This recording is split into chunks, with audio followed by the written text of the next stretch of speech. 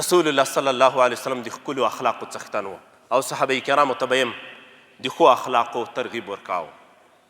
یو روایت کې رسول الله صلی الله علیه وسلم فرمایي تاسو کې بهترین شخصیت، په بل روایت کې راځي اقربکم الی مجلسا یوم القیامه، تر ټولو نږدې مقام والا په ورځ د قیامت کې ماته احسنکم خلقا، تاسو کې چې څوک د بهترینو اخلاقو والا وي دا به د قیامت په ورځ باندې ماته ډېر رانږدې وي.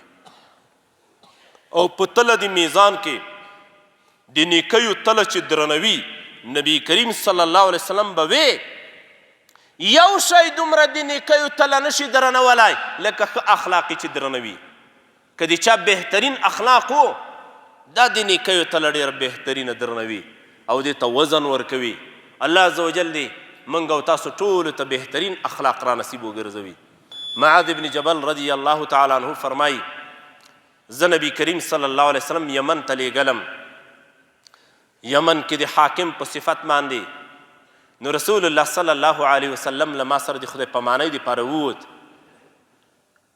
ډېرې توصیې وې د نبی کریم صلی الله علیه وسلم. یوه توصیه نبی کریم صلی الله علیه وسلم ما ته دام کوله، ای معاذا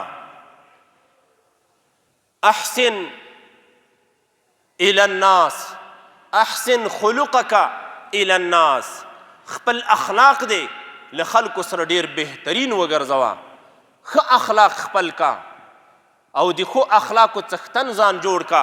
نبی کریم صلی الله علیه وسلم ما ته په نصیحتونو کې یو بهترین نصیحت دام وکړه.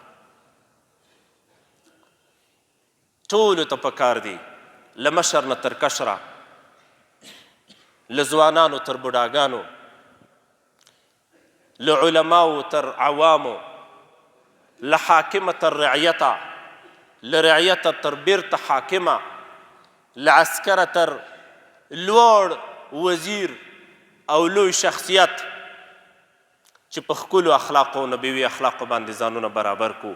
الله عز وجل دې موږ ته توفیق را په برخه کې چې موږ په ځانو کې ښکلي اخلاق پیدا کو.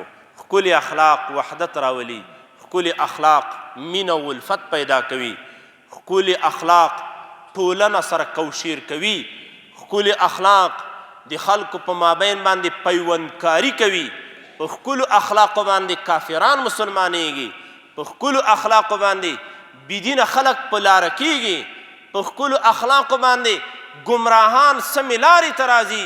الله عز وجل دې په موږ ټولو کې ښکلي اخلاق پیدا کړي او د رسول الله صلی الله علیه وسلم په نقش و قدم دی الله عز وجل موږ او تاسو برابر وګرځوي.